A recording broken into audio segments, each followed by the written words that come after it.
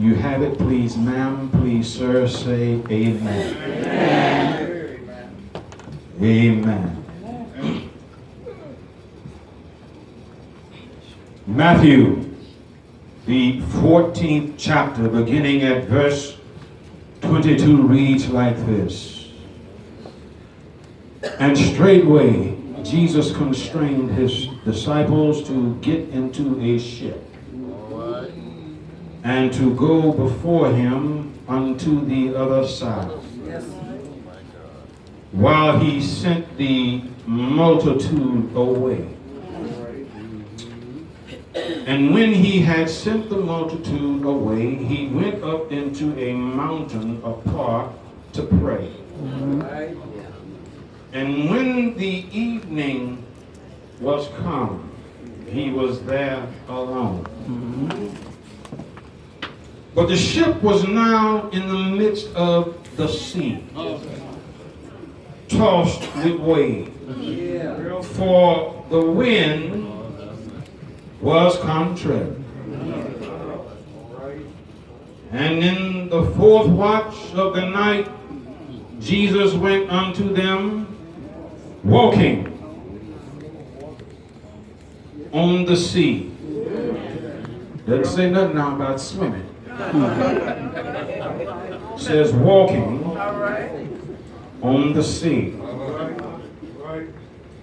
And when the disciples saw him walking on the sea, they were troubled, saying, "It is a spirit." And they cried out for fear.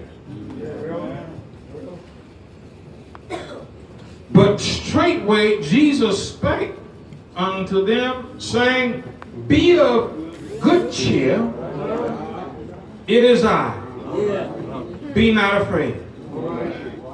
And Peter answered him and said, "Lord, if it be thou, bid me come unto thee on the water." And he said, "Come." And when Peter was come down out of the ship, he walked on the water. Doesn't say nothing about swimming. To go to Jesus. But when he saw the wind boisterous, he was afraid. And beginning to sink, he cried, saying, "Lord, save me."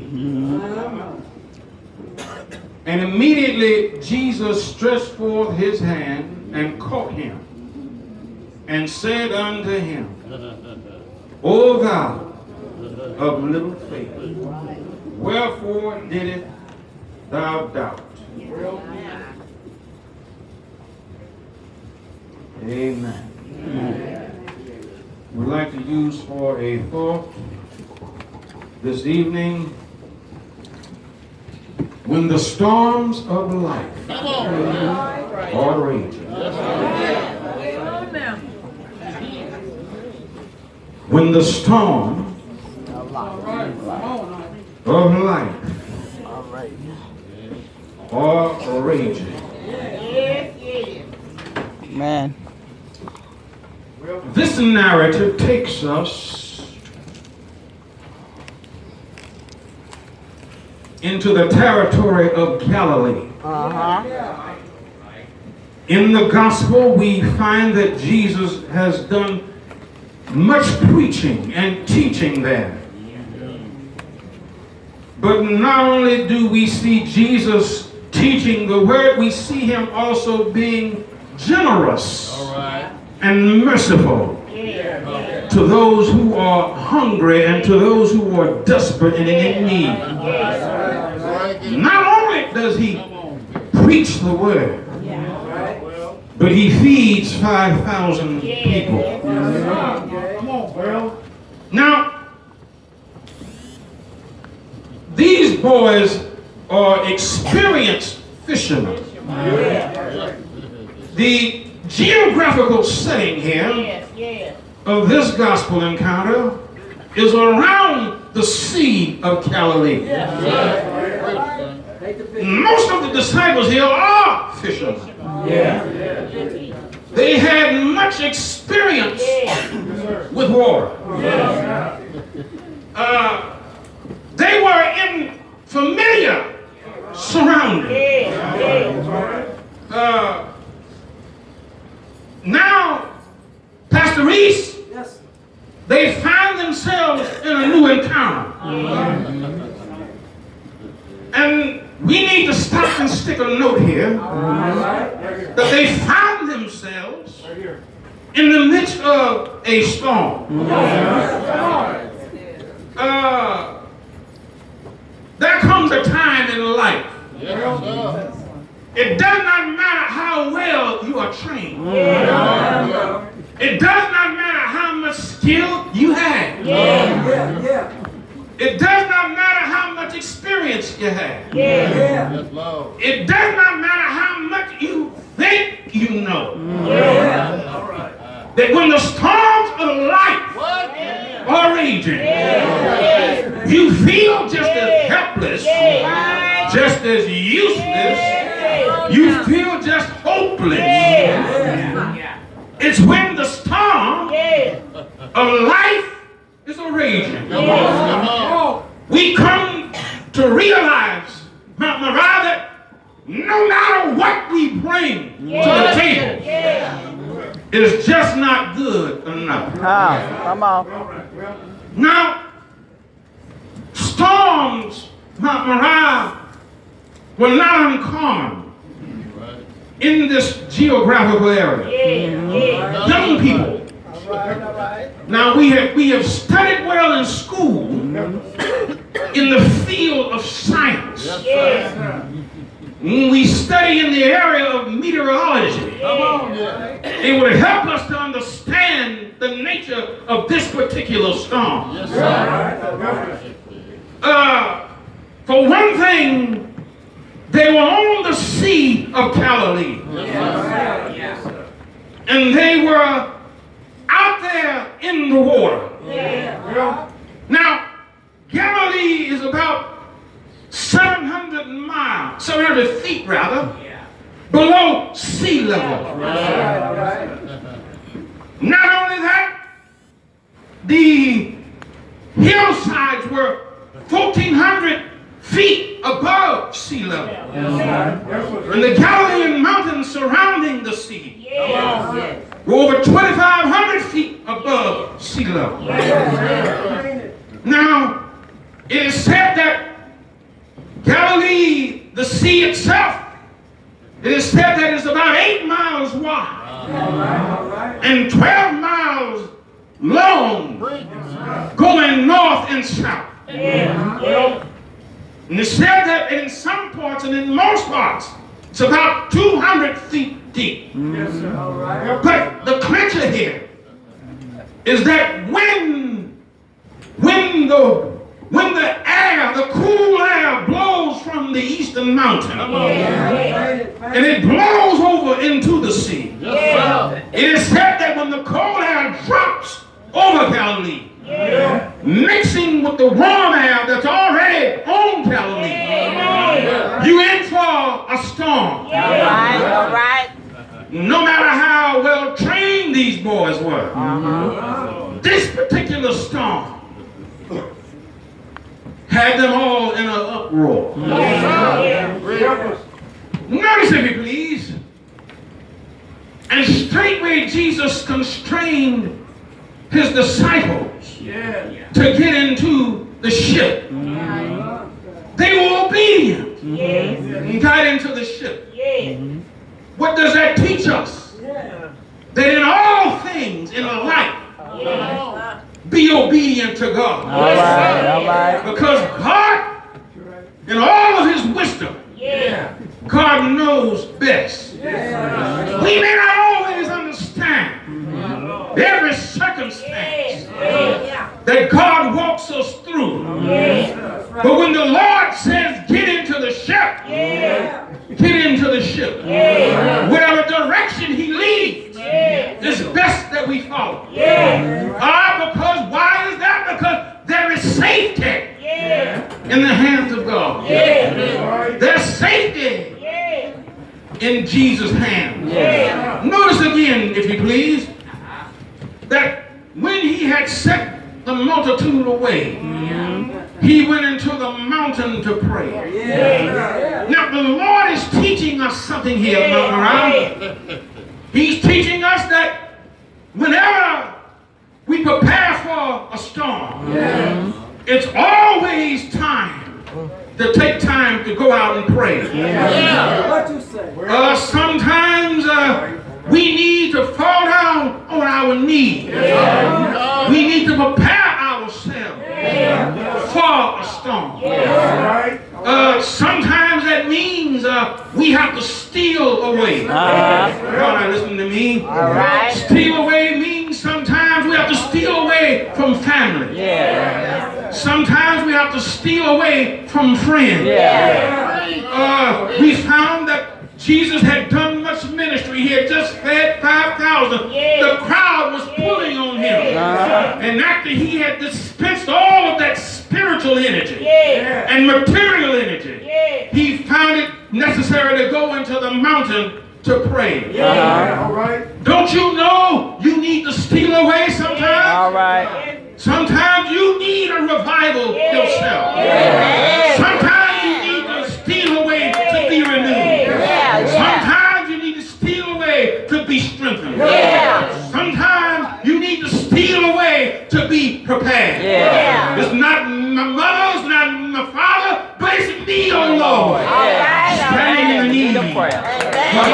Come on. Notice here, please. But the ship was now in the midst of the sea, tossed with the waves, for the wind was contrary. Notice again that in the storms of life, let me tell you something about a storm. Saints, you're either in a storm, or you're either coming out of a storm. And if that ain't happening, the storm is coming your way. But why storm? Why tribulation? Why heartache? Why struggle? Why, you understand, go through so much trial and tribulation? Because that's what storms bring. I heard of God, you understand, bringing us out of storm. But I've never heard of God bringing us into a storm. But strangely enough here, Jesus sent them right into a storm. But these 12 boys were obedient. They did what they were supposed to do.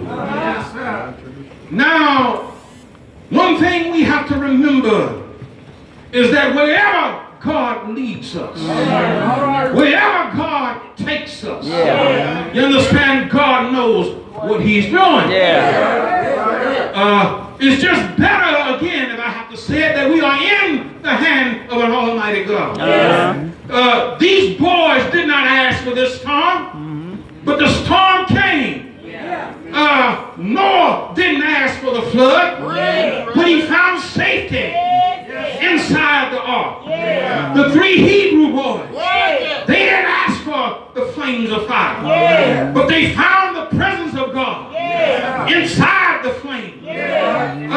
Strangely enough, storms will always come. The thing is, are we prepared when storms come? All right. Now, there are at least 2 types of storms. There are storms of correction, and then there are storms of perfection. Storms of correction, they come when sometimes God has to bring us back into disobedience. Come on now, you might as well say amen. Sometimes in life we steer off course. We stray from what we should be doing. We find ourselves doing something else. Sometimes when mama tries to talk to us, and sometimes when the pastor tries to talk to you, nobody can talk to you. That's when sometimes God has to bring a storm. A storm of correction. Sometimes God has to let some rain fall in your life. Sometimes he has to let the contrary winds blow. Blow enough, you understand, to get your attention. But then there is another kind of storm. This storm is called the storm of perfection. This kind of storm is a storm, you understand, not to correct you, but it is a storm of revelation. It comes to help you gain a greater understanding.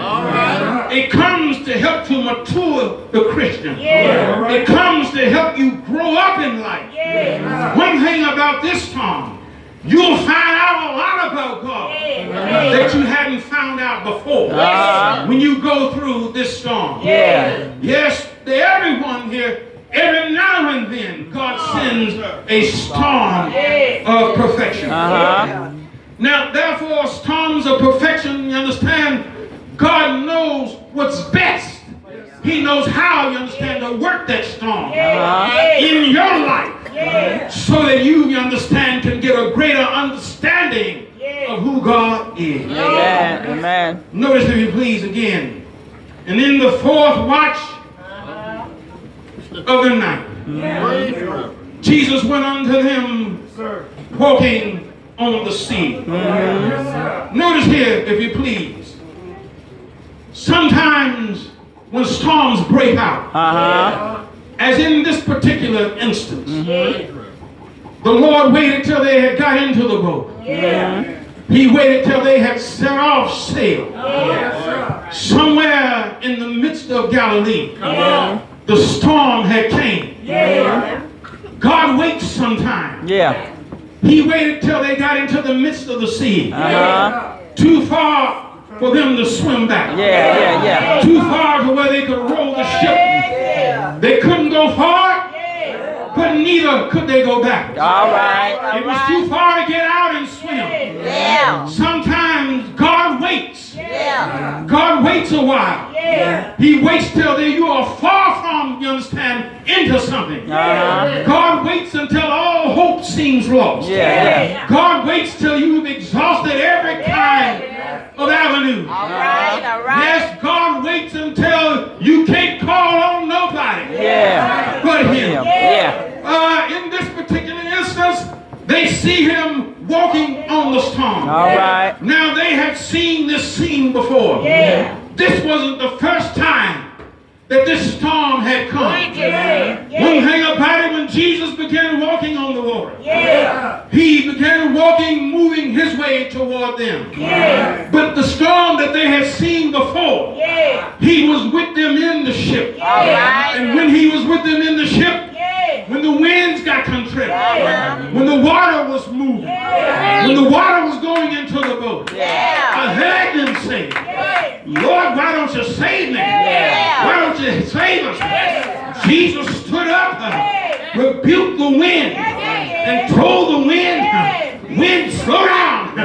He says, peace, be still. I'm here to tell you that every now and then, in your storm, all God got to do is say, peace, be still, be still.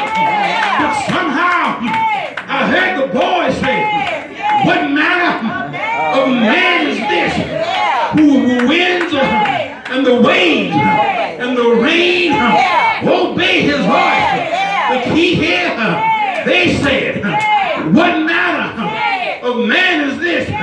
But in this storm, Jesus comes there walking on the water. Jesus wants them to get the real picture as they begin to see Him walk on the water. They so scared, they think it's a ghost. But here, He says to them, don't worry, don't be afraid. It's me. It's me. When He gets into the ship, I believe that the boys get the picture. I heard them say, not what manner of man is this, but I heard them say, surely, this man is the Son of the living God. All I know, that's the reason when the storms are raging, one day my life was sinking deep in sin, singing far away from God's shore. Yeah, I was singing there to rise no more. I had drifted so far, my father couldn't help me. My mother couldn't help me. Oh, my brothers couldn't help me. Yeah, but the master of the sea, yeah, he heard, yes he did. He heard my cry. Yeah. What mother could not do, the master of the sea, yes sir, he lifted me. Yeah, all right, yeah. Somebody told me 2,000 years ago there was a storm in Calvary. At Calvary, yes sir, the Son of God stood hanging on an old rugged cross. Yes, he did. Looked like a teddy bear. The sun refused to shine. Even his enemies, eventually, they got the picture. I heard his enemies say, not his disciples, not the Pharisees, not the Sadducees, not Mary, but the ones who nailed him to an old rugged cross. I heard them say, surely,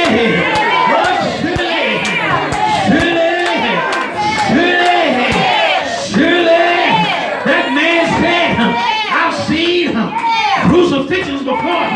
We've done this before. We're masters at executing men. We've seen men die. But here, this is strange. The sun refused to shine. The earth rumbles. Yeah. Surely this man must be the Son of God. Yes, sir. Oh, his love lifted me. Yes, it did. Yeah, they laid him in a tomb. Yes, they did. All Friday night, he stayed there. All Saturday night, yeah, he stayed there. All Saturday night, he was there. No, but early Sunday morning, my Jesus, your Christ, my God, your champion. Yeah, he broke death. He made the grave turn him loose. He's alive forevermore. I'm not worried. Whatever storm I find in my life, I know that the Lord. Yeah.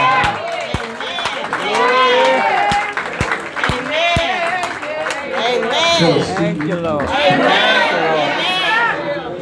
you, Lord. Thank you, Lord. Thank you, Lord. Amen. Thank you, Lord. Thank you, Lord. Amen. Thank you, Lord. Thank you, Lord. Storms will come. Yeah. Yes, you will. Restore your life. Oh, yeah. You either in one now? Lord. Coming out of one. The one is headed your way. Live long enough. No, amen. Thank you. Amen. Doors to the church is open. Thank you.